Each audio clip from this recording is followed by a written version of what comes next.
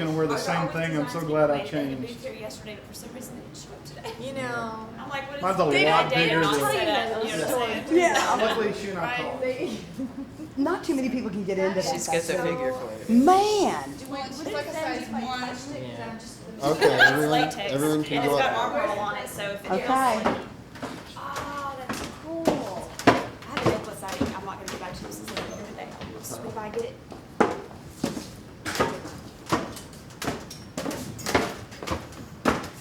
was thinking it broke back out, that's why I was Okay, welcome to the Scream Queen panel, which we have a great panel today. We have, starting on the far end of the table, we have Miss Debbie Rochon, star of many films, including American Nightmare, which we showed yesterday, Hell Block 13, and my favorite film of yours, Debbie, Broadcast Bombshells. We have Ashlie Rhey, next to Debbie. Ashlie probably best known for Bikini Drive-In, but the star of many other films, and Witchcraft 7. And then we have the star of Texas Chainsaw Massacre 2 and Leprechaun 3, Caroline Williams. Many others. Ms. Brinke Stevens.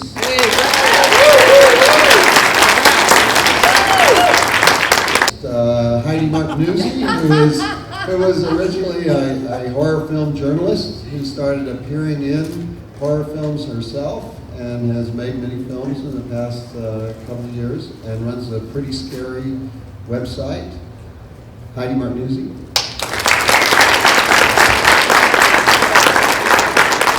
And let's stand up, Anjanette, because Anjanette dressed for this panel.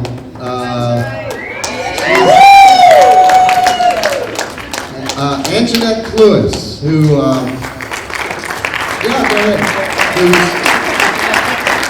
wore this very outfit in American Nightmare, and then also starred in Suburban Nightmare, and most recently Witchcraft 13. Scream Queen was in the 80s, and I have to say I think it was kind of used in a pejorative sense. Would you agree? Would you agree with that, Debbie? When the Scream Queen is one of those terms that people invented to sort of put somebody down, but then over time it becomes yeah, I mean, I think at first it was a way to label women, you know, that did certain things, that would do fill-in parts that other actresses wouldn't do. And ultimately it became a term of love and a badge of honor. And there was a number of women who did a lot of movies, and they had the last laugh because they had all the fans, they had all the work, and they were beloved. And that brought you right through the 80s, and then in the 90s it sort of mutated into something else. How many times have you actually screamed in a movie? Not many. I've made 120 movies, and I've screamed maybe in 20. Yeah, and so it's a misnomer in addition. Yeah. And so, what about you, Ashlie? You made kind of lighthearted movies for the most part. Wouldn't you say? I mean, they were not, yeah. And so, were you saddled with the Scream Queen title? I have been, but I never considered myself a Scream Queen, per se. It's not a lot of horror films. You know what? Those movies that you were in, like Bikini Drive-In, I would call them more like a squeal queen. There's a lot of giggling, you know? There's a lot of squealing, you know? It's like not so much screaming. Yeah, exactly. I think we've created a new category. Yeah.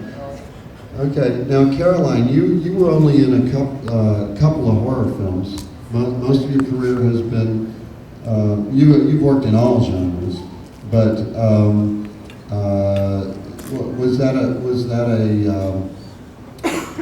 was it a concern of yours when your first big role was to be a final girl in a horror film? Did that bother you at all?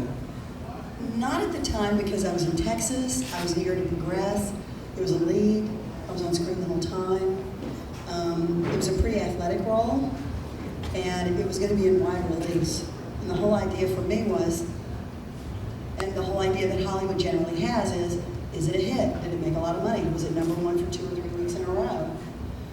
When it was number one for 1 week. I listened to Bill last night. It was number one for 1 week, and then it dropped like a rock. Yeah. And that's when I thought, okay, time to, do acting. Did you ever meet Marilyn Burns, who starred in Texas Chainsaw Massacre 1? I never met her, and I never heard a lot about what happened to her or where she is now. She didn't really have an acting career after that film. Well, actually, Marilyn Burns, it's good that you didn't know Marilyn Burns' history before you made Texas Chainsaw Massacre 2, because Marilyn Burns was, of course, widely acclaimed for the Texas Chainsaw Massacre, and I still think is the best pure screamer. If we're talking about Scream Queens, those are the best damn screams in the history of film. I mean, it's like a lot of the stuff that's going on in the final dinner scene in the Texas Chainsaw Massacre is kind of goofy, but the screams are so horrifying that you don't think it's goofy at all. And no, Marilyn went to Hollywood, and she starred in the Charles Manson TV movie as Linda Kasabian. Yeah, and then she couldn't get work because Texas Chainsaw Massacre was considered this horrible movie that was kind of a resume killer, and so she eventually went back to Houston. You know, one of the things I wanted to address what Debbie said about the term Scream Queens, I think it's a way of marginalizing actresses who make horror films because it implies that they can't act, that they're just tits and screams. And in fact, a lot of the films, number one, they're hugely entertaining. The whole idea of making a movie is to entertain an audience. And the thing that's fun about the films is they're sexy and they're fun. The women are usually very proactive, especially now. Not at all like, when Lillian Gish was cowering in front of Frankenstein in black and white, or even Janet Leigh in Psycho, where you've got a heroine who's a heroine, but she's ultimately just somebody who's going to be killed. As far as I've been able to see in the films that these gals have made, they're heroines, and they are what drives the film. And I think it's the way Hollywood sort of marginalizes them, sets them aside and says, we're not going to invite you to our network, our network party and our major release party. It's a struggle. Yeah, well, a true Scream Queen always survives, unlike the men in the movie, right? Most of the time. All right, let me ask you, Brinke, because you've made a lot of horror films, a lot of other kind of films. You've made like some really classic horror films. You've made probably some that you want to forget about.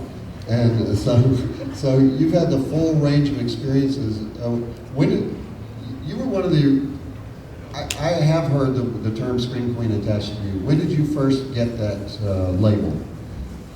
The first movie I did where I screamed and took a shower and died horribly was Slumber Party Massacre around 1980 or 81 for Roger Corman. And I wasn't aware of the term at that time, but it was just that the slasher craze was on, and the ad in the Drama Log paper said they needed like 17 pretty girls that were willing to do nudity, scream, and die horribly. So I was right there in line with it. And I have to say that being my first movie, it typecast me immediately. And I just continued. I kept getting hired for horror films. And nobody else would hire me after that. I was so typecast into the horror. Hundreds of people hired you after that movie. Well, I know, but I mean, only in the horror movies, only in horror. I did a brief stint on Days of Our Lives in the mid-'80s, but apart from like one romantic comedy, pretty much I've done like 125 horror films. Well, wouldn't you say the heyday of the Scream Queen was probably like mid to late 80s, early 90s, when there was a whole lot of films being made, and you could make a film and you could make it really cheaply, and it could go direct to video, and it would actually be in Blockbuster, and a lot of people would see it. I mean, you made many of those films, didn't you? I never aspired to be an actress. I was actually a scientist, and I was trying to find work in science, and I happened to walk by a casting office one day by accident, and the guy says, "Hey, you want to be in a movie tomorrow?" So I became an extra, and from there that led to speaking parts. And video made my career. In the mid-'80s, films before that had shown at theaters, and suddenly you had stores with empty shelves to fill. So Linnea Quigley, Michelle Bauer, and I were 3 actresses that would just get hired over and over and over, and we didn't set out to be celebrities or screen queens. We just wanted to make a living, and producers liked to work with us because they could put us through hell, and we wouldn't complain, and we were willing to do the nudity, and we had good screams. And that was when I first became aware of the term, because our target audience was college-age males, and somehow it became a phenomenon. And don't you find that, like, those movies that were made in the mid to late '80s that were made by people like, you must have worked a lot for Fred Olin Rhey and who else? Back then, studios like Full Moon and Fred Rhey, American Independent, Dave Dakota were doing the majority of movies. And Slave Girls from Beyond Infinity had a budget of $300,000, which at the time was considered incredibly low. How can anybody make a movie for $300,000? You know, and I've been on movies lately that it's $40,000 or less. So, and the people like Full Moon and Fred Rhey are no longer making the kind of films because they can't afford to. The rise of micro-budget filmmaking has pretty much destroyed the whole middle ground in the video industry. Well, but wouldn't you have been surprised if someone had told you in 1986 that this ultra-low budget Fred Olin Rhey film that was designed for immediate video release would be celebrated 20 years later at a convention in Texas? Well, what I've learned is that horror fans are the most incredible group of fandom. They're so loyal, and they remember everything. And I've had fans that have lasted through all 25 years of my career. I've made incredible friends, and every time I go to a city, I'll notify my fans, and we'll get together and, you know, go out, go to museums, have a drink, whatever. It's like family, and I feel like these conventions are like a carnival that travels from place to place, and that we're all family. Right, but it also, isn't there a great nostalgia for the 80s? I mean, I run into a lot of young filmmakers who love the 80s, and they love your films in the 80s.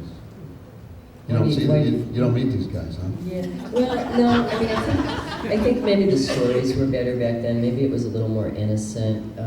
One of the things I've seen about the micro-budget films now, the ultra-low budget, is that they don't really care about the script. And as Debbie has pointed out, the script is the easiest part. Make sure you've got a great script. And you don't get to really care about the characters. It's about killing people off in various ways, gore and so on. And I think that in the 80s, you really cared about the characters.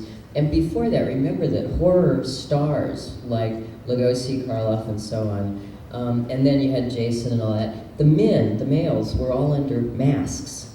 And the women weren't. You could see us, you know. And so instead of a faceless male character, you had these cute girls. And I think that was a huge part of our popularity. Okay, well let's ask Heidi, because Heidi has probably interviewed every Scream Queen and or know them in one capacity or another, and plus you've worked in a lot of these micro-budget films yourself as a Scream Queen. So what's the difference between the movies that they made in the 80s and the ones they make now? Well, I think, you know, one thing is now everybody's making a movie, and they're doing it to cast Scream Queens on purpose, whereas before I think it was like, let's just get the girls that were making these movies before and have them do it again. They're great. Now it's more like a camp, everything's like a cheesy ode to something else that happened before. And people set out to be Scream Queens, and people want that. People, you know, that's the only kind of role a lot of people want to get. Isn't that the easy way out though? I'm going to make a horror movie, but I'm going to make it really campy so that I don't have to like deliver on the pure horror. I can just sort of make fun of myself as I'm making the movie. I mean, doesn't that end up being a bad movie a lot of times? Yeah, totally. It's total cop-out, and they're usually horrible. Yeah. So, are you a Scream Queen now? I think that would be a stretch. I mean, I'm a fangirl. Like, I I started going to conventions to see these people stand in line and get their autographs. Like when somebody said to me, you know, hey, thanks for that great review, and I have a role in my movie where, you know, you want to take your top off and get covered in blood and die. I was like, that's the coolest thing I've ever heard. Like, I would love to do that. Are you kidding me? It sounds really fun, you know, at first. And then, but you know, my God, like that's amazing. I mean, I guess I'm a geek, I guess, and maybe I'm, you know, outing myself, but, you know, I think that's the coolest thing ever. Like, you know, being able to be referred to as a screen queen with, you know, women like Brinke and Debbie, like, to me, that's the coolest thing. So I'm like stoked. I'm happy about it. But no, actually, I don't think you could call me a screen queen. I think that would be a big understatement. So. Oh, okay. All right, Anjanette, you have been in several, at least 3 that I know of, several horror films in various kind of roles. Do they hire you as a scream queen? You know, I've done 3 horror movies and I haven't screamed once. Have you I been played a terrified? bad girl. In Witchcraft 13, I have the highest death toll. Okay, so scream queen has just become a term for any hot babe in a horror movie. Well, not just any hot babe. Any hot babe in a lead role in a horror movie. Okay. I'll take that. And you're making a movie now, Witchcraft 13. Actually, we've wrapped that. It's going to premiere in Houston, February 22nd at the Alamo Draft House. You guys are all invited.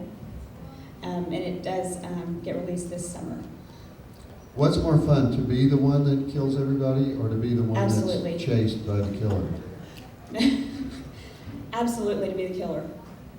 Okay, but the famous roles that where people have gone on to great fame and acclaim, like Jamie Lee Curtis, they have to go through hell and get beat up and limp a lot and crawl along the floor a lot and finally by some miraculous combination of forces overcome the killer, and then somehow that's hot to the young males that watch the movie, and so then they have a long career. So I would think that the final girl role is the better role to have, and you don't think so? I don't think so. I like the bad guy. I like being the bad guy. All right. I don't want to get too academic, but I want to make one point. Is a woman named Carol Clover wrote a book called Men, Women, and Chainsaws. It's a study, even though she doesn't call it this, it's a study of scream queens, and it's a study of what actually happens in these movies, because when I first started writing about these movies in the 80s, there was a lot of criticism from feminists. I would get criticism from feminists. How can you, I actually had active protests and actual letter writing campaigns. How can you write about these movies? They're anti-woman. Women are killed, maimed, and mutilated, and for the pleasure of young men. And Carol Clover, an academic at the University of California at Berkeley, took up this issue and examined all the movies very scientifically, and she said, actually something much more interesting is happening. All of the 13 to 18-year-old boys who are the primary audience for the movie sort of change genders as they watch the movie and see the film through the woman's eyes. So there's an interesting thing about men getting in touch with their female side. And so she wrote this book, which became very controversial in itself. Now, have you ever been hammered by feminists like I have? I'll start with you, Debbie. Have you ever been hammered by feminists? Not personally, but when I first started working with trauma in 1992, they used to get letters on a weekly basis from feminist groups that would just rip them an a-hole. It was so constant. And then by the late 90s, it just stopped. Never heard from them again. And it's an interesting point, though. Brinke and I among other people like David Cronenberg and Stuart Gordon, other people. We did this show for Canadian television called Sex and Horror, and it sort of went into that subject matter, sort of examining, you know, what is the relationship between sex and horror, besides the obvious, besides the nudity and stuff. And one of the interesting things that came up was, you know, the splatter of blood on a wall is like a cum shot. I mean, if you forgive me for saying that. You got no points from the feminists when you said that. That's exactly what they want you to say. But it was true. That's how a lot of people felt. And Brinke made some very interesting points in that show. Do you remember what you said? You know, you don't remember. but yeah, it was just about strength and sexuality, and but it was interesting. And yeah, I sort of feel like the feminists sort of fell off the face of the earth by the end of the 90s.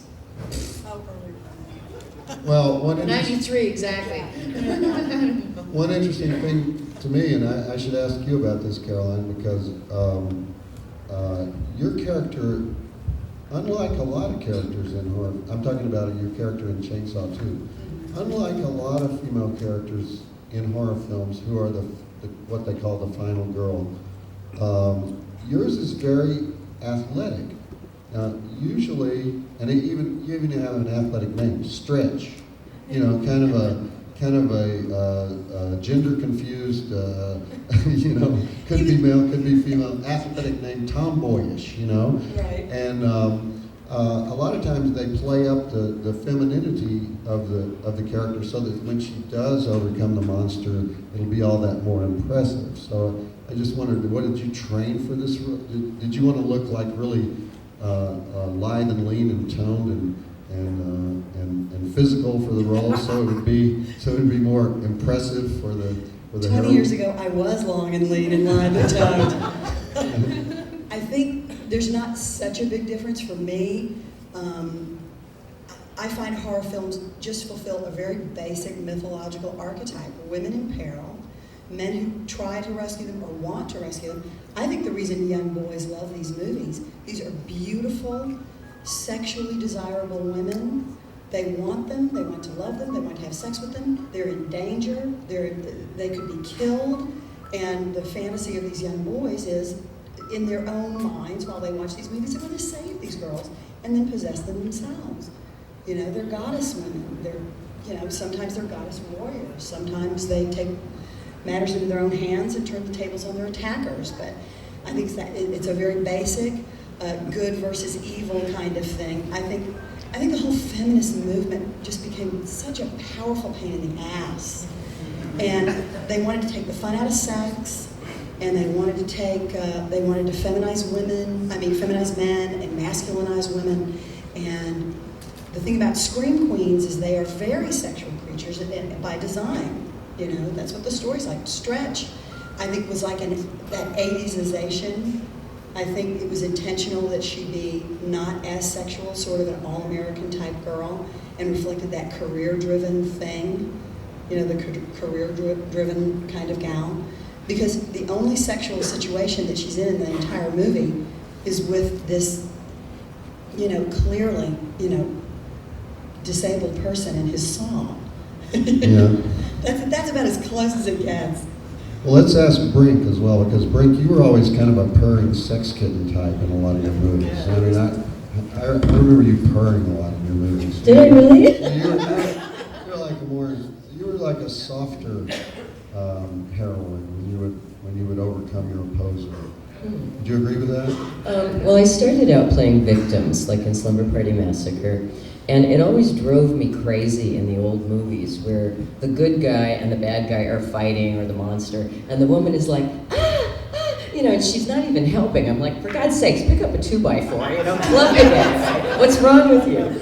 And Slumber Party, even though there were female victims, there were male victims too.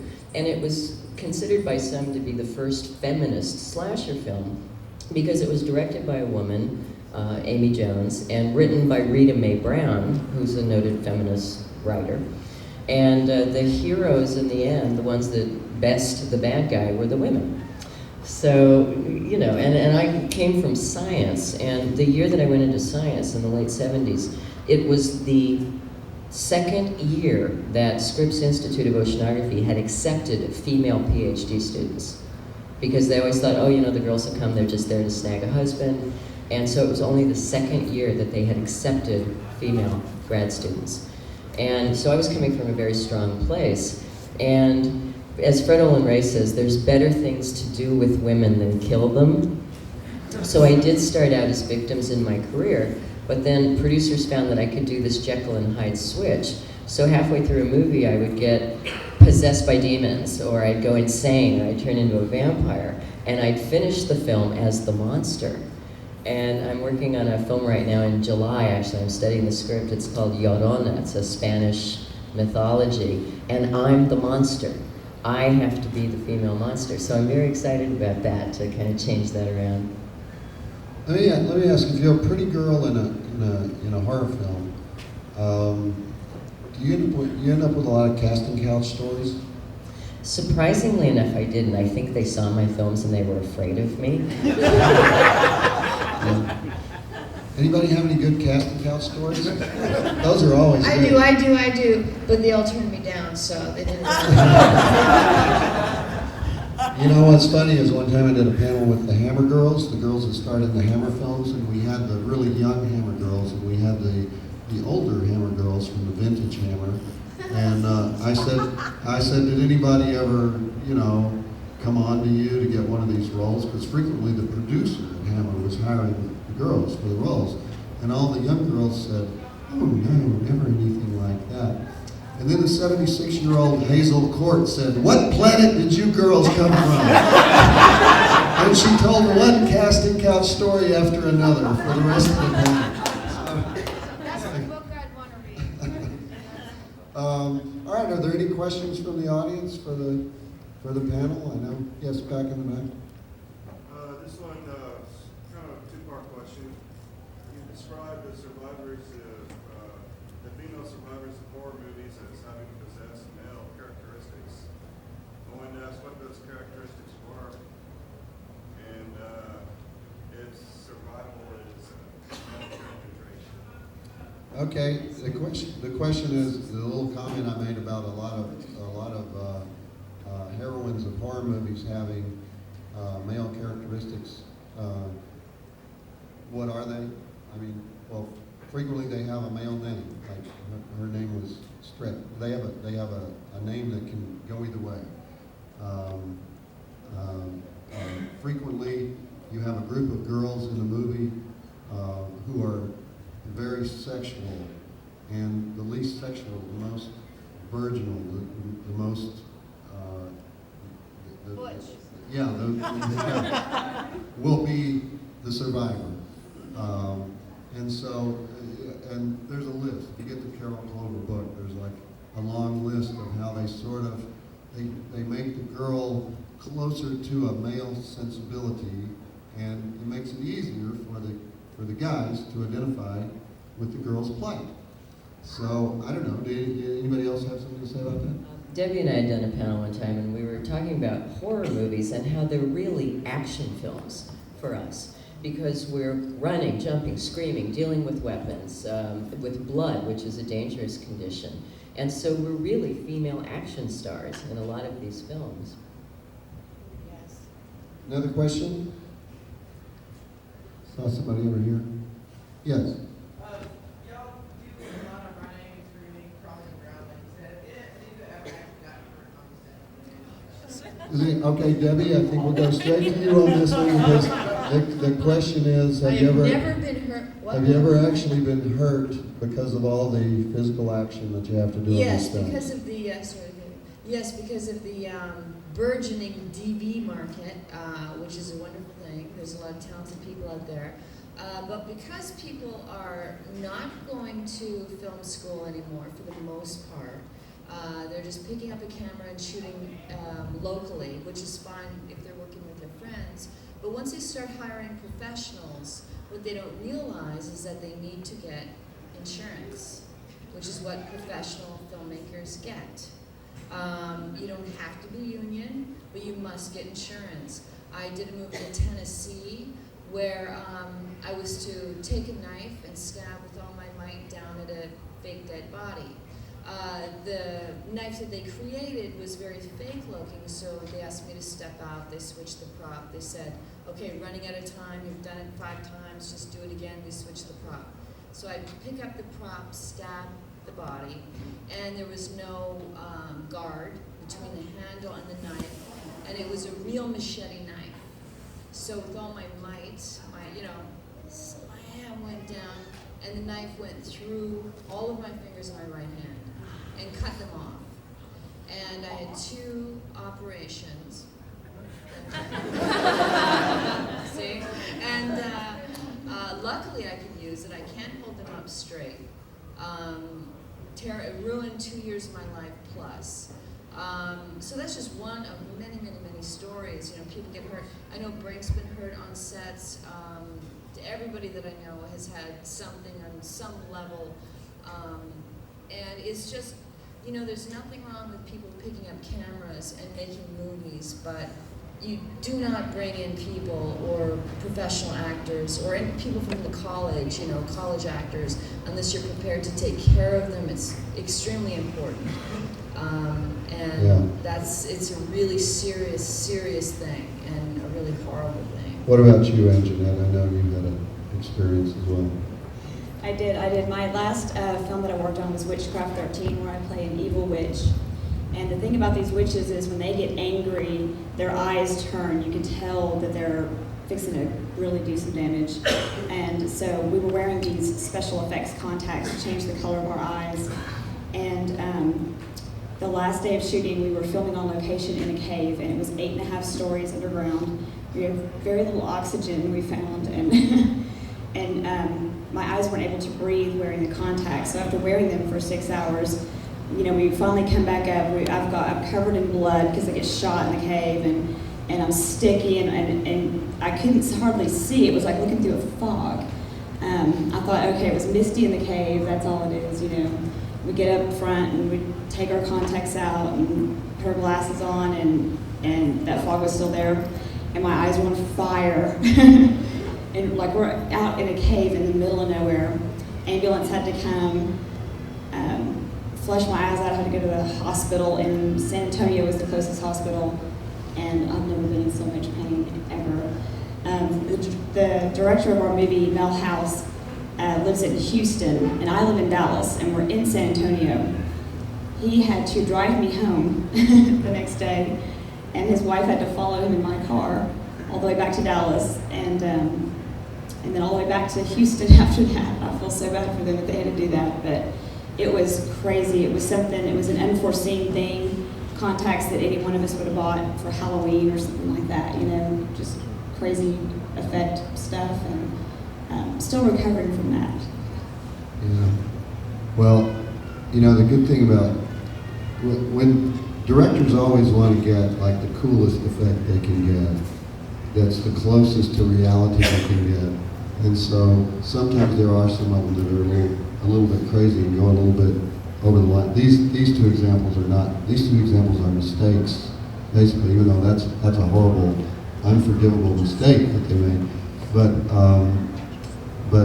one reason they do that, I think, is that men, actors, will frequently say, "Oh, it's dangerous. That's not too dangerous for me." And so the guy will actually go ahead and do it, and then the director won't ask him to do it, but he'll like go ahead and do it because it's like sort of macho to do it, Whereas I think women are a little bit more reluctant to actually do something life-endangering just for the sake of the movie, which is a good thing, I suppose. More questions? Yes. Yes. Okay, we've all paid your dues, obviously. Okay, given the opportunity to produce and direct with a moderate budget, what kind of movies would y'all make? Okay, the question is, what kind of movies would they make if they could produce and direct with a good budget? And we have several producers and directors here on the panel. So, Heidi, you want to have something to say? I'd love to produce a film written and directed by a woman that's horror. there's not a lot of female horror film directors out there, and not a lot of them making features either. I think that would be the best. I mean, I don't care if there's naked girls or anything in it, or people dying. I just think it'd be neat to have a woman actually directing it and a woman producing it. Well, there have been some women who directed horror films. Yes, in fact, there's been quite a few. Yes. But why are you saying you want to make? Why would I want to produce that project? Right. I'm a really big supporter of women doing stuff behind the scenes in horror films, like, you know, just like male Well, you mean actors. a woman movie with an all-girl crew? Not necessarily, but I'd like it to be directed or written by a woman and have those elements with it, you know. Okay. There have been some feminist horror movies also done by women, like that one in France. You know, which is like the I Spit on Your Grave of France, Baiser-moi, which is one of the most disgusting movies ever. One of the toughest directors I ever worked for was a woman, Roberta Finley. She screamed and, "Get your clothes off!" I mean, it was unbelievable. More so than the men, so there's always an exception to the rule. And, you know, she wasn't even talking to me, she was talking to her husband. So, and Brinke, you produced several films.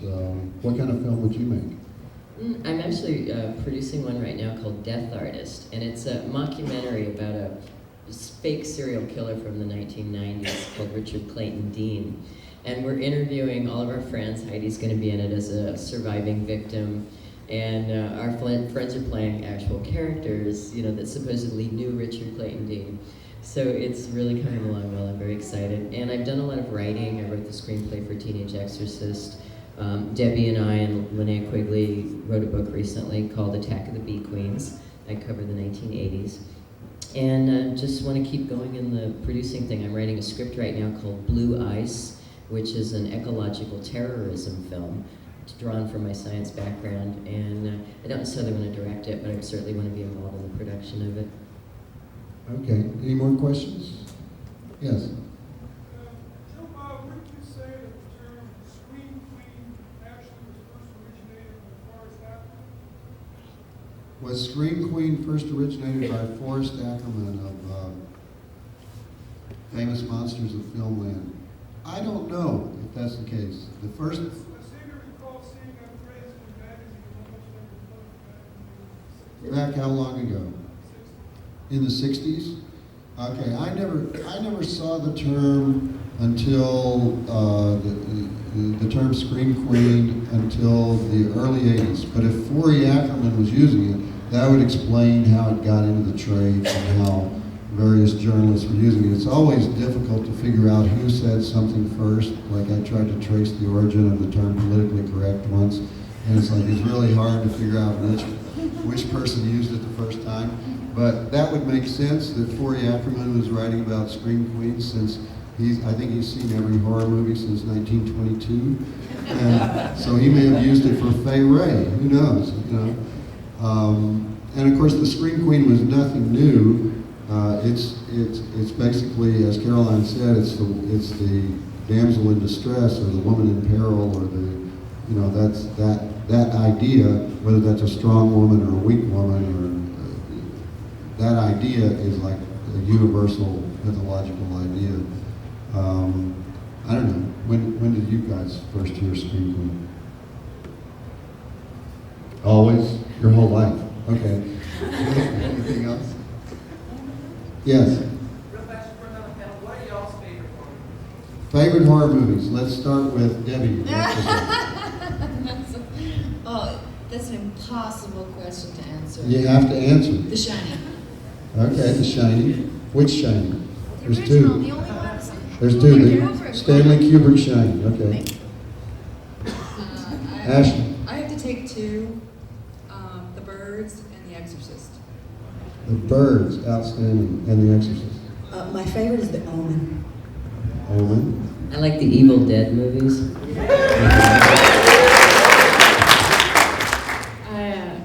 I like Dead Alive by Peter Jackson. That's my favorite. Nightbreed. Yeah. pretty interesting. Okay. Any other questions? Yes. Yeah, I just want to say all you girls give new meaning to stunt women because of your action and all that, and you're really awesome. And I wanted to ask, like, a lot of these movies that were in VHS time are now being digitally remastered and all that. Are some of you girls able to get a percentage or profit off of some of these old the movies? Or? Yeah, the question is, the first part of the question involved everyone being awesome because they do so many stunts in these movies. And the second part was, now that everything's coming out on DVD, do you get a lot of that money? I think I know the answer to this, but go ahead. Who can talk about this? Most of the films that we do are non-union, meaning that we don't get residuals. And so no, there's just nothing. And if you're lucky, you can buy up the product somewhere and then take it to conventions. But other than that, it's just keeping it out there, keeping it alive. Sometimes DVD sales are pretty great, and I make decent money off of Chainsaw 2, and strangely enough, Stepfather 2, but those were SAG films, and they'll still screw you, but, gently.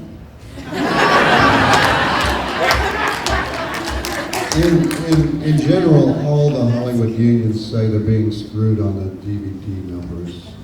That's like a big bone of contention. It's ongoing in all union negotiations.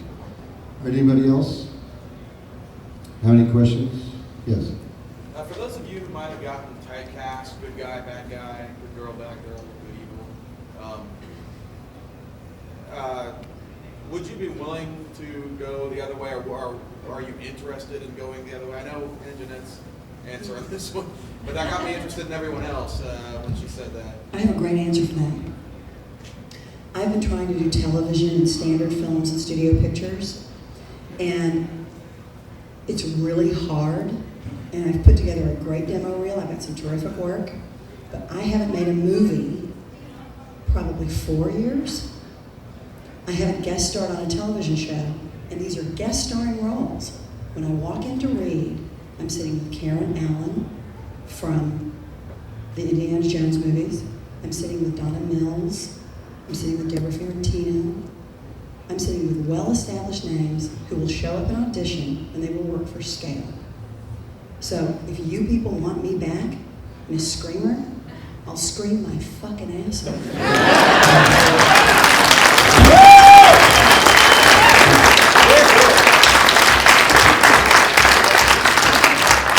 Also, anybody else have any comments about typecasting? The question was about typecasting. You wish to go in a different direction?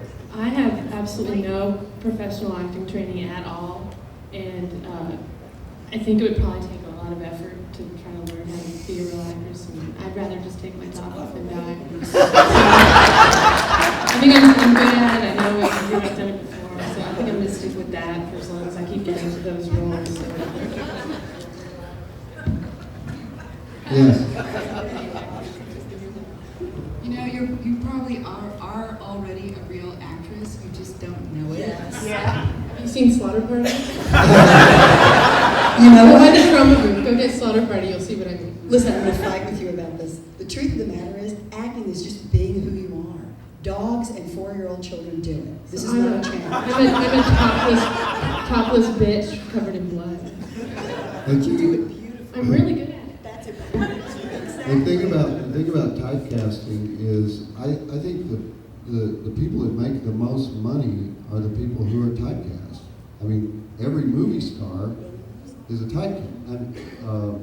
Who's more typecast than Arnold Schwarzenegger? Who's more? Yeah, and then when they let him go against what he's known for, he really stinks.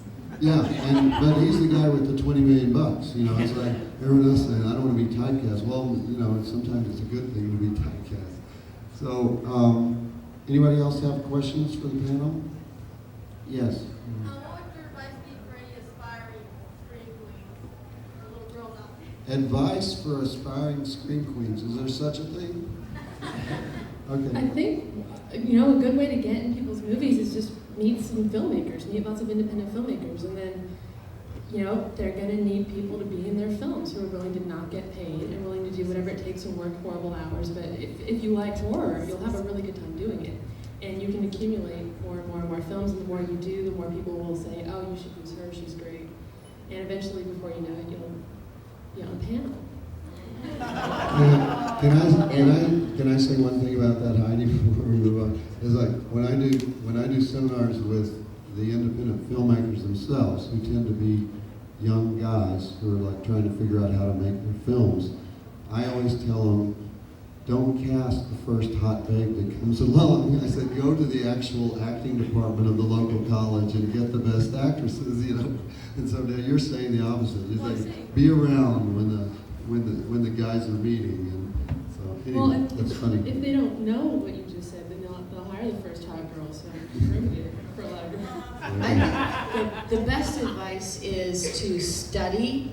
The best advice is to, as talented as you may be, to be very, very gracious and have manners on the set and know how to behave on a set, which is really important. I interviewed many people, including James Gunn. That was just as important to him, how somebody behaved on a set, as to their talent. Equally important. Somebody could be far more talented, but they were a diva. Didn't have the time for it, didn't have the energy for it. He had the money, but he didn't want to deal with it. So I think that's very important. And also, you know, I think this is 2006, and I really believe that, you know, you have actors, you have models, and you have scream queens, and they're just titles. And the last thing that I personally would do, if I was starting out right now today, I would not market myself as a scream queen. I would be an actor, I would study, and I wouldn't, you know, it's like everybody can say they're an actor, or a model, or a scream queen. I would just say, I'm an actor, because you don't want to label yourself, everybody else is going to label you. And it's, you know, why do that to yourself? You're belittling yourself, and you should shoot higher. Just my opinion. All right. Anybody else?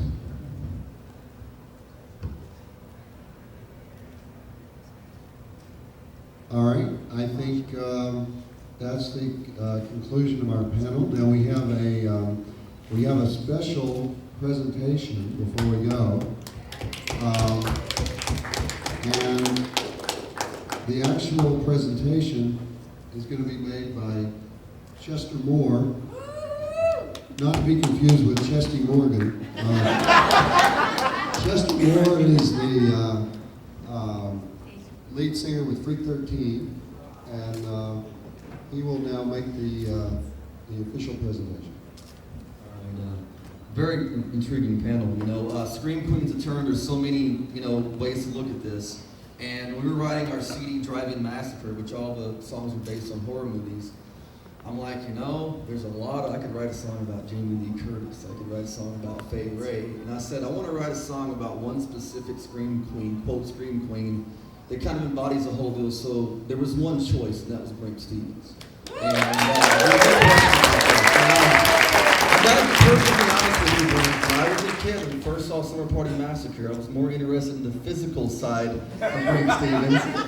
But later on, I got to know you and watch your films and see you at panels like this and realize that you have a lot to offer in terms of helping people out in the independent scene. I mean, this is, like Debbie said, this is family. And, you know, nobody's making lots of money either on the music side or the movie side of this. And if we all stick together, and she's been someone who's helped a lot of people out. She come down to New Orleans and filmed a video for the song Scream Queen that'll be out this year. And it's just nice to see someone who is intelligent, beautiful, gracious, and always open to the fans. And, you know, if I had a choice between meeting someone who made $20 million in film and stuck up, or meeting Brinke Stevens or Debbie Rochon or any of these beautiful women here, I'd take them in a second. Wouldn't you guys? Yeah.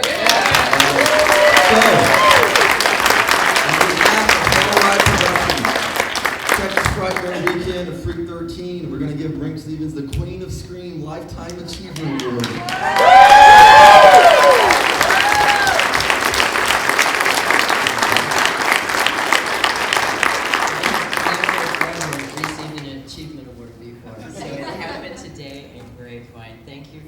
Recognizing 25 years of loyal service. Thank you.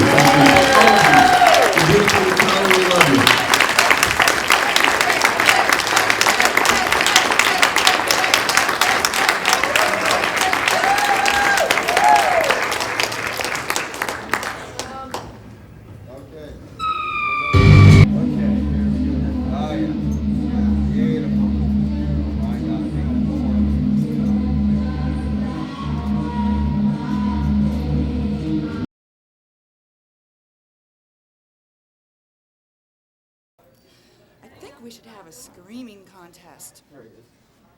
Huh?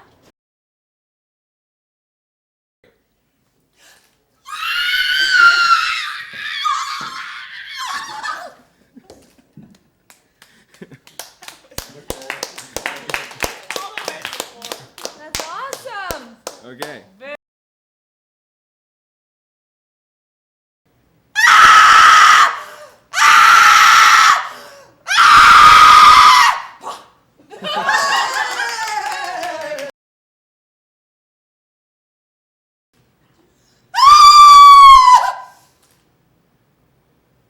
That was good. That had some commitment. Let's do it again.